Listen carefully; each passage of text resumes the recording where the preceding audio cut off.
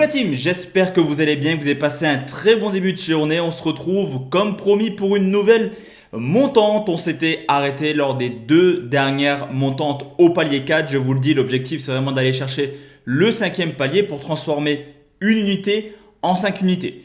Qu'est-ce que le principe d'une montante pour les nouveaux? C'est tout simplement le fait de toujours remettre la mise qui a été gagnée. C'est-à-dire qu'on va mettre une unité sur le pronostic que je vais vous donner en fin de vidéo. En tout cas, ça sera mon pronostic, à vous de le suivre ou pas. On mettra, si ça passe, l'intégralité de cette somme sur le deuxième palier et ainsi de suite. Le but est de quand même partir avec une petite somme pour ne pas avoir trop de pertes si on s'arrête au palier 3 ou au palier 4. Le but, c'est également de savoir s'arrêter lorsque vous pensez que vous avez quand même généré du bénéfice à partir du moment où on est sur du x3 ou du x4, à même vous-même de vous arrêter sur cette montante.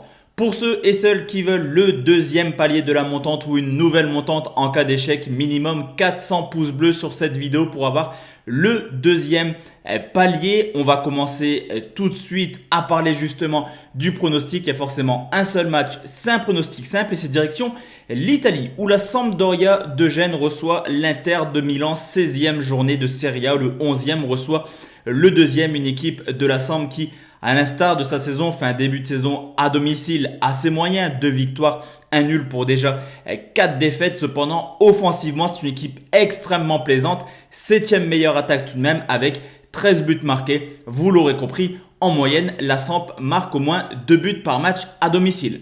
De son côté, l'Inter de Milan, comme le Milan AC et la Juventus de Turin, tout simplement invaincus hors de leur base. Excellente saison pour l'instant qui se conclut par 5 victoires pour seulement 2 matchs nuls. La Samp marque beaucoup à domicile. Que dire de l'Inter qui est tout simplement la meilleure attaque avec déjà 17 buts marqués en cette rencontre. Au niveau de l'état de forme, c'est vraiment un gros contraste. La Sampdoria n'y arrive pas actuellement. Sur les 10 dernières rencontres, 2 victoires, 2 nuls pour déjà 6 défaites. Défensivement, c'est une catastrophe. 0 clean sheet, 10 matchs de suite où la Samp encaisse au moins un but. 17 buts encaissés sur ces 10 rencontres. Cependant, je vous l'ai dit, offensivement, c'est plaisant. Et même dans une période très compliquée en termes de résultats, la Sampdoria de Gênes a marqué dans 8 rencontres différentes sur les 10 derniers matchs.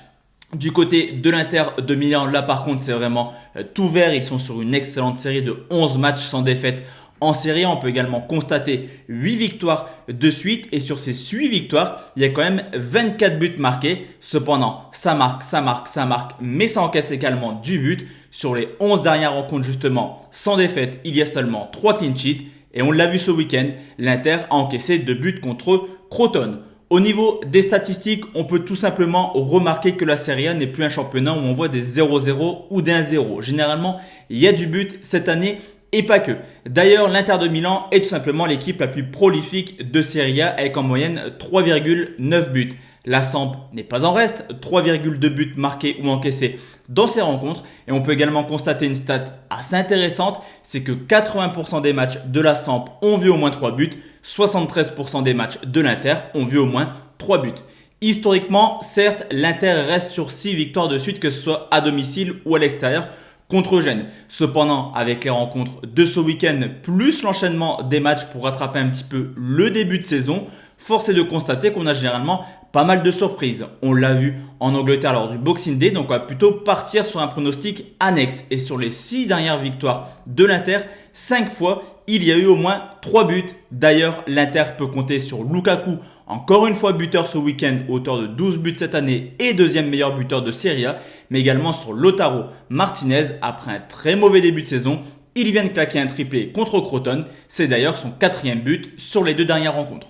Sur ce coup, vous l'aurez compris, je parle beaucoup de buts marqués ou de buts encaissés. Le premier palier de la montante sera un plus de 2,5 buts entre la Sampdoria et l'Inter de Milan. C'est coté 1,49. Donc voici la team, le premier palier de la montante. Si ce pronostic passe, comme je vous l'ai dit, deuxième palier avec un minimum de 400 pouces bleus. On se retrouve par contre à 20h pour une vidéo un peu plus habituelle de pronostics sportifs en espérant avoir un peu plus, voire beaucoup plus de réussite qu'hier soir. Excellente fin de journée à tous et à toutes et on se donne rendez-vous à 20h la team. Ciao ciao.